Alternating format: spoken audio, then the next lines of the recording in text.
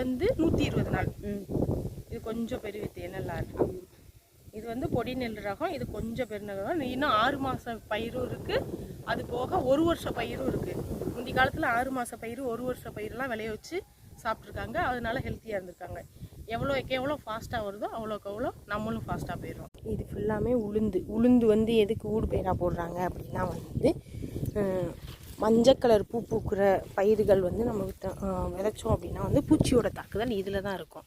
அப்போ நம்ம பயிருக்கு வந்து பூச்சியோட தாக்குதல் போகாது. அதனால தான் அப்போ பூச்சியோட தாக்குதலை கொஞ்சம் கம்மி பண்ணிக்கலாம். அதுக்காண்டி வந்து ஊடு பயிராக வந்து உளுந்து வேறு பாசிப்பயிறு இப்படி பயிர் வகைகள் வந்து விதைப்பாங்க. காளையார் கோயில் நாங்கள் வந்து வயலுக்கு தண்ணி பாய்ச்சறதுக்கு வந்து இப்படி தான். இதான் எங்கள் ஊர் கம்மாயில் தண்ணி ஸ்டோர் பண்ணி வச்சுட்டு இதுதான் மடை. முள் இருக்கா? இதை ஓப்பன் பண்ணி விட்டு இருங்க. இந்த சைட்லேருந்து அந்த சைடு தண்ணி வராத காட்டுறேன். இப்போ அந்த சைட்லேருந்து இந்த சைடு தண்ணி வந்துடும். இப்போ இந்த சைடு 3 ஓட்டை இருக்கா? இப்போ ஒவ்வொரு வாய்க்கால இப்போ இந்த சைடு போகிறது எங்கள் வயலுக்கு போகும். இங்கிட்டு போகிறது இங்கிட்டு உள்ள வயலுக்கு, அங்கிட்டு போகிறது அங்கிட்டு உள்ள வயலுக்கு. அப்படி போய் தான் இங்கே ஃபுல்லாமே தண்ணி பாய்ச்சுவாங்க. எப்படி இருக்குன்னு பாருங்கள். சூப்பராக விளைஞ்சிருக்கா? பாதி விளைஞ்சிருக்கு, பாதி பச்சையாக இருக்குது. இன்னும் ஒரு மாதம், இந்த மாதம் லாஸ்ட்டில் அறுவடை பண்ணிடுவாங்க. கையில் அப்படி பாய்ச்சிட்டு இருக்கா? இது வந்து 6 மாத பயிர். இது வந்து கோ43 சரியா? இது வந்து LLR சாரி RNR வந்து 90 நாளில் இது வந்து விளைஞ்சிரும்.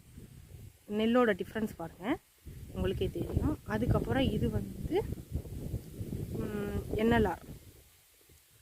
NLR வந்து கொஞ்சம் பெருசாக இருக்குது. இதுவுமே வந்து இதுவும் அக்ஷயாவும் வந்து 120 நாள் பயிர். இது ஒன்று மட்டும் 6 மாத பயிர். இது வந்து 90 நாள் பயிர். இது வந்து அக்ஷய பொன்னி. இது எவ்வளோ குண்டாக இருக்குது, இது நெல் எவ்வளோ பொடிசாக இருக்குதுன்னு பாருங்கள். நெல்லோட டிஃப்ரென்ஸ் வச்சே நம்ம கண்டுபிடிச்சிடலாம். வெரைட்டி குட்டி குட்டியாக இருக்கும். நாட்கள் குறைய குறைய அந்த நெல்லோட அளவும் அரிசியோட அளவுமே வந்து சிறுசாகிடுது. வேறு ஒன்றும் இல்லை. இது வந்து வினிக்கா. யாருக்கெல்லாம் வயலுக்கு போய் இந்த வினிக்காலாம் பறித்து சாப்பிட்டு எக்ஸ்பீரியன்ஸ் இருக்குது. நாங்களாம் எப்பயுமே வயலுக்கு வந்தோம் அப்படின்னா வந்து வரப்பில் இருக்க இந்த வினிக்காயை தேடி தேடி பறித்து சாப்பிட்டுட்டே போவோம். ஏன்னா இதெல்லாம் வந்து ஆர்கானிக், பியோர் ஆர்கானிக். ஏன்னா இப்படி வயல் வரப்பில் தான் முளைச்சிருக்கும். அப்போ அதுக்கு யாரும் உரம் போட மாட்டாங்க, தண்ணியெல்லாம் விட மாட்டாங்க. அதுவாக மழை பெஞ்சு விதை உளுந்து முளைச்சிருக்கும். அதை இப்படி சாப்பிட்டுக்கிட்டே போவோம். இப்போ இந்த நெல்லுமே என்ன செய்வோம், எடுத்து இப்படி கொறிச்சு சாப்பிட்டுக்கிட்டே போவோம். வயலுக்கு வந்தோன்னா நெல் விளைஞ்சிருந்துச்சு அப்படின்னா அந்த கொறிச்சு சாப்பிட்ற பழக்கம் நமக்கு ஆட்டோமேட்டிக்காக வந்துடும். அணில் மாதிரியா அப்படி கட் பண்ணிப்பா.